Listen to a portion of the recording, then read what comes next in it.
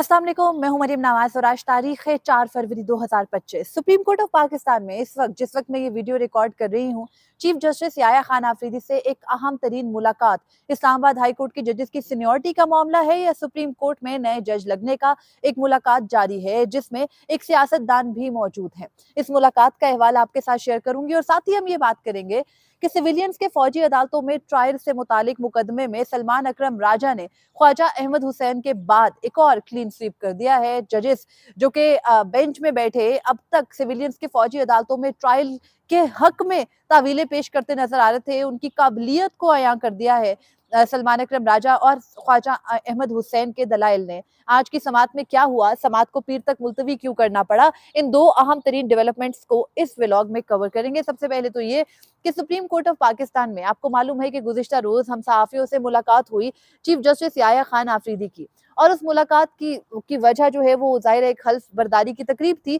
लेकिन उस तकरीब हल्फ बर्दारी के बाद एक तरह से मीडिया से बात करते हुए या प्रेस कॉन्फ्रेंस करते हुए चीफ जस्टिस याया आफरीदी ने अपना इस्लामाबाद हाई कोर्ट में नए 3 जजेस के इम्पोर्ट होने पर मौके सामने रखा। बताया कि आर्टिकल 200 के तहत लिसानी बुनियादों पर वो समझते हैं कि हर जुबान बोलने वाला जज इस्लामाबाद हाई कोर्ट में हो। लेकिन साथ ही उन्होंने सहाफियों के साथ एक चीज का वादा किया और कहा कि वो बहुत जल्द वादा करते हैं कि जो सीनियरिटी का मसला है इस्लामाबाद हाई कोर्ट में, कि बाहर से एक जज को ला करके इस्लामाबाद हाई कोर्ट रूल्स को वायलेट करके उस जज का ओथ भी नहीं दिलवाया गया और लाकर उनको जो है वो कोर्ट में बिठा दिया और फिर बाद में रात गए सीनियरिटी की लिस्ट भी जारी हो गई। तो इस पर चीफ जस्टिस याया आफरीदी कहते हैं कि आप अभी सब्र करें और कोई पेशगी राय कायम ना करें। लेकिन अब इस जिमन में प्रेम्प्ट ये किया जा रहा है अगेन, क्योंकि चीफ जस्टिस याया अफरीदी ने गुज़िश्ता रोज क्योंकि सहाफियों से मुलाकात में ये कहा था कि वो सीनियरिटी के मामले को टेकअप कर चुके हैं, तो उनकी एक अहम तरीन मुलाकात इस वक्त अपने चैम्बर में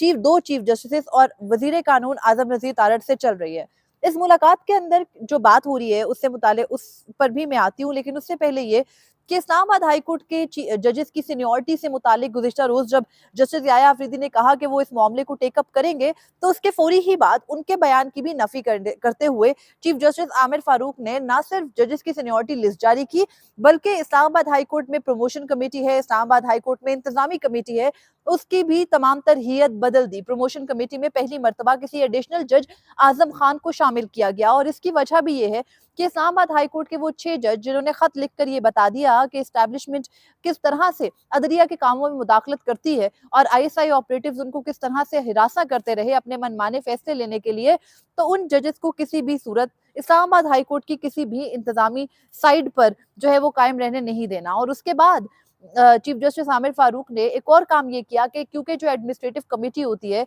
उसका हेड चाहे वो सुप्रीम कोर्ट की हो या इस्लामाबाद हाई कोर्ट की हो या किसी भी हाई कोर्ट की, उसकी रिवायत यह है कि सीनियर तरीन जज उसको हेड करता है। तो उन्होंने फौरी तौर पर जस्टिस मोहसिन अख्तर कियानी की जगह उसका जो ओहदा था इंतजामी कमेटी का एडमिनिस्ट्रेटिव साइड पे वो पकड़ा दिया जस्टिस सरफराज डोगर के नाम। एक ऐसे वक्त में ये सारे इंतजाम किए गए जब चीफ जस्टिस याया आफरीदी कुछ घंटों पहले ये दावा कर चुके थे कि वो सीनियरिटी के मामले को अभी हल करेंगे। उन्होंने उस मामले को टेकअप कर लिया है। कहाँ टेकअप किया, इंतजामी साइड पे टेकअप किया तो कैसे किया, ये उन्होंने नहीं बताया और हमें सवाल करने से भी रोका। आज अब से कुछ देर पहले एक जरिए के जरिए ने ये बताया कि सुप्रीम कोर्ट ऑफ पाकिस्तान में एक अहम मुलाकात चल रही है और ये मुलाकात chief justice Yahya Khan Afridi, justice Aamir Farooq जो कि chief justice Islamabad high court है, जस्टिस आलिया नीलम जो कि chief justice Lahore high court हैं और उसके अलावा वजीर कानून आजम नजीर तारड़ इस मुलाकात में शरीक हैं। मुलाकात का एजेंडा या मुलाकात के अंदर जो गुफ्तगू होनी है वो तो एक तरफ है और उसकी तफसीलात अभी कुछ साथ साथ आ रही हैं, आपके साथ मुकम्मल तफसीलात आने पे शेयर भी करेंगे। लेकिन इस मुलाकात का जो मुद्दा समझ में आ रहा है वो यही है कि गुज़िश्ता रोज चीफ जस्टिस याया आफरीदी ने ये बताया था कि उन्होंने सीनियरिटी का ये मसला टेकअप करना है और सीनियरिटी के इस मसले के टेकअप होने के बाद ही कोई राय जो है वो मीडिया कायम करे। और फिर उन्होंने ये भी कहा कि वो इस मसले को हल कर देंगे तो आपके पास कोई सवाल नहीं होगा करने को अगली मुलाकात में जब हम मिलेंगे। तो इस जिम्मन में ये मुलाकात अहम है, लेकिन सवाल ये है कि एक हुकूमती नुमाइंदा, एक सियासी जमात का रुकन, एक वजीर कानून जो कि सियासी जो है वो एक उनकी भर्ती है और वो सियासी तौर पर एक्टिव है, तो उनका क्या काम है जुडिशल साइड पर होने वाली एक सीनियरिटी के तयन से। और फिर ये भी कि अगर तो वो बैठे हैं तो फिर कहीं ना कहीं बैठकर यही कन्विंस करना होगा चीफ जस्टिस याया आफरीदी को कि जस्टिस सरफराज डोगर को इस्लामाबाद हाईकोर्ट लाने का मकसद ये था कि वो सीनियरिटी के जो है वो फर्स्ट जो सीनियर तरीन है वो रहे, ताकि उनको chief justice Islamabad high court बनाया जा सके। अगर तो इस्लामाबाद हाई कोर्ट के जस्टिस मियां गुल हसन औरंगजेब या किसी और के नाम पर गौर करना होता chief justice Islamabad high court के लिए, तो क्या जरूरत पड़ी थी जस्टिस सरफराज डोगर को 15वें नंबर से उठा करके पंजाब से इस्लामाबाद हाई कोर्ट में लाने की। तो जाहिर है कि इस बात पर चीफ जस्टिस याया आफरीदी को मनाना तो है। गुज़िश्ता रोज चीफ जस्टिस याया आफरीदी ने बड़ा बरमला अपनी पावर का भी इजहार किया, ये भी बताया कि मैं बड़ा बाइख्तियार हूं और मैं किसी की नहीं सुनता। तो अब ये देखना है कि जो इस्लामाबाद हाई कोर्ट रूल्स हैं, वो तो ये कहते हैं कि जब कोई जज, ये इस्लामाबाद हाई कोर्ट नहीं, वैसे भी जो हाई कोर्ट रूल्स हैं वो ये कहते हैं कि जब कोई जज अपने ओहदे का हल्फ लेता है तो वो उस मुकर्ररा हाई कोर्ट के लिए हल्फ लेता है, या कोई सुप्रीम कोर्ट का जज भी लेता है तो वो कहता है कि मैं जज सुप्रीम कोर्ट ये हल्फ ले रहा हूँ। और इसी तरह होता है कि मैं जज इस्लामाबाद हाई कोर्ट ये हल्फ ले रहा हूँ। तो जब आप एक हाई कोर्ट का हल्फ लेकर आए हो और फिर उसकी एक टेरिटोरियल जुरिस्डिक्शन है, एक सरहद है हर सूबे की, और वो सरहद 18वीं तरमीम के बाद बड़ी वाज़ेह तौर पर जो है वो क्लियर कर दी गई, तो सरहद को वॉयलेट नहीं किया जा सकता। इस पर सुप्रीम कोर्ट ऑफ पाकिस्तान के हाल ही में मुतअद्दिद फैसले हैं। इसी पर चीफ जस्टिस याया आफरीदी और चीफ जस्टिस जो साबिक चीफ जस्टिस हैं काजी फैजी साहब, वो मुख्तलिफ बातों पर पाकिस्तान तहरीक इंसाफ के ऊपर तनकीद करते रहे। ये कहते रहे कि जब एक मामला इस्लामाबाद हाई कोर्ट या किसी भी हाई कोर्ट, जब 6 जजेस के खत का मामला आया था तो चीफ जस्टिस याया आफरीदी ने हमें बताया था कि हाई कोर्ट के इंतजामी सतह का मामला है, हाई कोर्ट की जुरिस्डिक्शन है, उसमें नहीं एंटर होना चाहिए। तो जब जो जजेस हाई कोर्ट के लिए इतनी हाई बार सेट करते हैं, तो वो एक हाई कोर्ट से दूसरे हाई कोर्ट में तबादले होने पर हल्फ का क्यों नहीं कहते? और जब वो हल्फ लिया जाना है तो उस हल्फ के बाद जो जज की सीनियरिटी है वो उस हल्फ के दिन से काउंट होगी और उसका पिछला एक्सपीरियंस माइनस हो जाएगा। ऐसे में चीफ जस्टिस के लिए जो नॉमिनेशन लेकर जस्टिस सरफराज डोगर को इस्लामाबाद हाई कोर्ट में लाया गया, पहली बात तो ये कि वो इतने डिसहार्टेड है कि गुज़िश्ता रोज चीफ जस्टिस याया आफरीदी को उनके हक में हमें कहना पड़ा कि प्लीज उनको इनकरेज करें, उन्हें गंदा ना करें। हालांकि हम क्या गंदा करें, वकला बरादरी उनके तमाम तर जो कच्चा चट्टा है वो खोल रहा है। और फिर उसके बाद अब उनको इनकरेज कर दिया गया, उनको गुलदस्ता जो है वो पकड़ा दिया गया, सहाफियों के साथ भी बुलाकर उनकी मुलाकात और तस्वीर खिंचवा दी गई, वो खुश हो गए हैं। लेकिन अब उनकी सीनियरिटी का मामला हल होना है और उस ज़िमन में ये मुलाकात इंतहाई अहम तरीन है। और सेकेंडरी ये कि चीफ जस्टिस ने हमसे मुलाकात में ये भी कहा था कि 10 फरवरी 2025 को होने वाला जुडिशल कमीशन ऑफ पाकिस्तान का इजलास, जिसमें सुप्रीम कोर्ट ऑफ पाकिस्तान में 8 नए जजेस आने हैं, और उन्हीं 8 नए जजेस में chief justice Islamabad high court Aamir Farooq का तो डन समझे ना, कलेक्टिव विजडम गया भाड़ में, उन्होंने लाजमी जुडिशल कमीशन के इजलास से सिलेक्ट होकर यहाँ आना है। इसी तरह chief justice Balochistan high court Hashim Kakar के नाम पे भी इतनी ही कंफर्मेशन है कि उन्होंने भी हर सूरत आना है। Chief justice Peshawar high court Ishtiaq Ibrahim के बारे में कुछ कह नहीं सकते, बहरहाल आना उन्होंने भी है। और उसके बाद जो एक और नॉमिनी है वो चीफ जस्टिस आलिया नीलम भी है। लाया जाएगा या नहीं ये जुडिशल कमीशन तय करेगा, मगर इन तमाम तर नॉमिनेशन जिनके नामों पर गौर करना है, जिनके नामों की रिकमेंडेशन चीफ जस्टिस ने दे रखी है, उन तमाम तर नॉमिनीज का इजलास से पहले चीफ जस्टिस से आकर मिलना क्या उनके जहन पर असरअंदाज नहीं होना? और फिर दो मामला है, सीनियरिटी के और सुप्रीम कोर्ट तैनाती के, और ये तमाम तर जो बात निकली है तभी निकली ना जब चीफ जस्टिस ने जुडिशल कमीशन का इजलास बुलाया। जुडिशल कमीशन के इजलास में 26वीं तरमीम के बाद अब उसके बाद एक रूल्स भी बने, और उन रूल्स के जरिए जुडिशल कमीशन ऑफ पाकिस्तान जो 26वीं तरमीम के जरिए बना, उसने बैठकर बाय मेजॉरिटी ये तय करना है कि सुप्रीम कोर्ट में कौन जजेस आएंगे। तो वहीं से इस्लामाबाद हाई कोर्ट में भी रातों रात ये तब्दीली की गई। तो अब बैठ करके इस मुलाकात में क्या तय होता है, इसके समरात निकलेंगे। आजम नज़ीर तारड़ की मौजूदगी भी अहम है और ज़रूरत उसकी क्या है, हम सबको पता है कि इस मुल्क में क्या चल रहा है। मगर बहरहाल अब ज़्यादा तशवीश की बात यह है कि अब क्या रह गया है, कौन सी चौकी रह गई है जिसको फतह करना है, और उसकी फतह के लिए नए सिपाही यहाँ भेजे गए हैं। और उसके बाद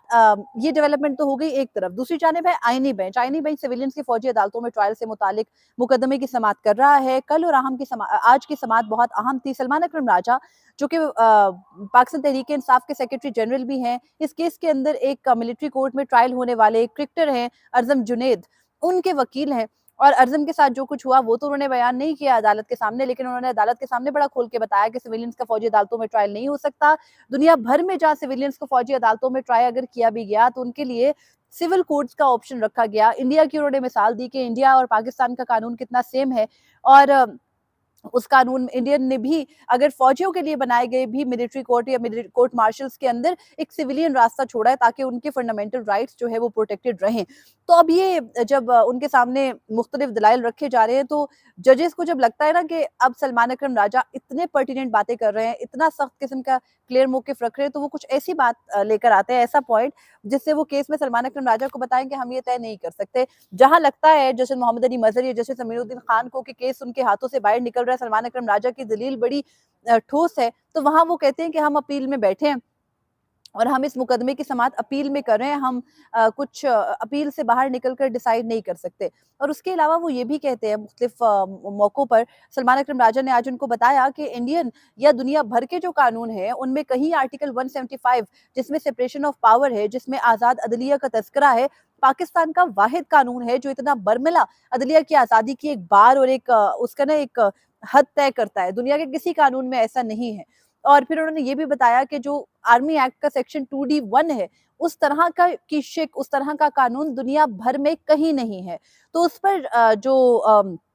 जस्टिस मोहम्मद अली मजहर हैं, वो ये तावील हमें पेश करते नजर आए कि आप जिन कवानीन का हवाला दे रहे हैं, देखिए आर्टिकल 2D1 नहीं है लेकिन पाकिस्तान के कानून में है, तो फिर वो हवाला जात नहीं बनते। और आप इससे भी बढ़कर हद ये देखें कि जस्टिस जमाल मंदोखेल जो कहीं ना कहीं कन्विंस नजर आते हैं, लेकिन खुदा जाने क्यों वो अपने सवालात के जरिए ये रास्ता निकालने की कोशिश कर रहे हैं कि किसी तरह से उनको ये पता चल जाए कि सिविलियंस का फौजी अदालतों में ट्रायल हो सकता है और वो अपने बाकी बेंच के साथ हमाहंग राय रख सके, लेकिन वो नहीं रख पा रहे और उनके मुताद्दिद सवालात हैं। और फिर वो कहते हैं कि देखिए ना, सर्विसेज एक्ट जो है, फेडरल सर्विस ट्रिब्यूनल है, सर्विसेज एक्ट है, वो और मिलिट्री एक्ट में कोई खास फर्क तो नहीं है। सिर्फ मिलिट्री एक्ट के अंदर जो है वो जो जराइम होते हैं वो फौजदारी, वो क्रिमिनल जो है वो नोयत के हैं, और वहां पर जो सजाएं हैं वो सजाएं मौत या उम्र कैद तक होती हैं। इसी तरह से फिर उसकी मुशाबत देते हैं सर्विसेज के मैटर के साथ और कहते हैं देखिए ना, सर्विस एफएसटी भी तो निकाल देता है ना किसी मुलजिम को नौकरी से, किसी की जो तरक्की है वो रोक लेता है। तो इस किस्म के रिमार्क्स दिए जा रहे हैं। और फिर जब उनके सामने ये बताया जाता है कि सलमान अकरम राजा ने ये कहा कि देखिए ऐसे तो नहीं हो सकता ना, अपनी मिसाल भी उन्होंने दी, लेकिन उससे पहले उन्होंने कहा कि ऐसा तो नहीं हो सकता कि आर्मी चीफ बैठकर पहले तय करें कि ये 9 मई के मुजरिमान हैं, फिर आर्मी चीफ ही का जो एक अफसर है वो बैठकर इनकी हवालगी अपने पास लेकर इनका ट्रायल शुरू कर दे, मिलिट्री ही का प्रोसिक्यूटर जो है वो इस केस में बैठ जाए और मिलिट्री ही में आर्मी चीफ जिन्होंने ऑर्डर किया था ट्रायल का, उन्हीं के पास अपील भी जाए। तो उन्होंने कहा कि बुनियादी इंसानी हकूक, आर्टिकल 10A फेयर ट्रायल का हक, आर्टिकल 175 आजाद अदलिया का हक तो खत्म हो गया। तो वहां से अब जजेस अगर कहीं आर्टिकल 8 की एक बार बुनियादी इंसानी हकूक पर ले आते थे, तो बुनियादी इंसानी हकूक में आर्टिकल 175 जहां पर अदलिया की आजादी का तस्वुर है वो तो नहीं आता। तो अब वहां पर जब जस्टिस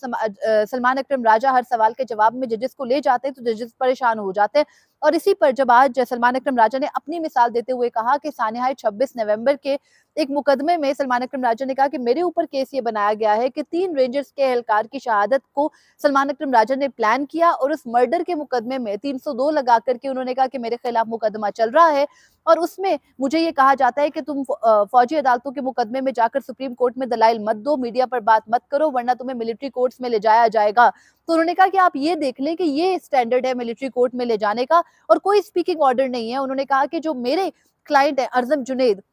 उनकी जो हवालगी सिविल कोर्ट से मिलिट्री कोर्ट को दी गई, तो उस ऑर्डर में सिर्फ इतना दर्ज किया जो सिविलियन जज था उन्होंने कि एडीसी के जज ने कि मुझसे रिक्वेस्ट की गई है, मेरे पास और कोई ऑप्शन नहीं है बजाय इसके कि मैं अरजम जुनेद की हवालगी फौजी अदालतों को दे दूं। तो उन्होंने कहा ये स्टैंडर्ड है। तो इस सारे स्टैंडर्ड के अंदर जहां पर जज, ज्यूरी, एग्जीक्यूशनर मिलिट्री खुद है, फिर सेकेंडली उन्होंने जो जुल्म ढाए वो एक अलग बात है, लेकिन हवालगी का जो पूरा तरीकेकार है, फिर आपके आइन और कानून में आर्टिकल 2D1 है, FBLE के इससे वो मुताबिकत नहीं रखती। और गुज़िश्ता रोज ख्वाजा अहमद हुसैन ने इसी तरह से अपने जब उन्होंने अपने दलाइल खत्म किए तो उन्होंने बताया कि कायदे आज़म ने कैसे फौजी ट्रायल को और माजी में जब पाकिस्तान के कयाम से पहले इस सब की मुखालफत की थी, तो जजेस के पास कोई आर्ग्यूमेंट नहीं था। अब हालात ये हैं कि जस्टिस अमीनुद्दीन खान जो कि आईनी बेंच के सरबराह हैं, जब उन्हें कोई रास्ता नहीं मिला तो उन्होंने ब्लास्फेमी कानून का हवाला देते हुए कहा कि हम आर्मी एक्ट के सेक्शन 2D1 जिसके तहत मुस्तकबिल में कभी सिविलियंस को फौजी अदालतों में ट्रायल किया जा सकता है, उसको इसलिए तो खत्म नहीं कर सकते कि उसका गलत इस्तेमाल हो रहा है। आप इसको सिर्फ 9 और 10 मई के पैराहे में ना देखें, बल्कि आप ये भी तो देखें ना कि ब्लास्फेमी एक्ट का कितना गलत इस्तेमाल हो रहा है। लेकिन अब हम ब्लास्फेमी के कानून को तो खत्म नहीं कर सकते सिर्फ इसलिए कि उसका इस्तेमाल गलत हो रहा है। तो इसी तरह से मिलिट्री कोर्ट्स का भी है। तो अब जजेस का हाल ये है, उनकी काबिलियत का हाल ये है कि जब उनके सामने ठोस, बिल्कुल क्लियर, बिल्कुल जामिद किस्म के ट्रायल्स दिए जा रहे हैं,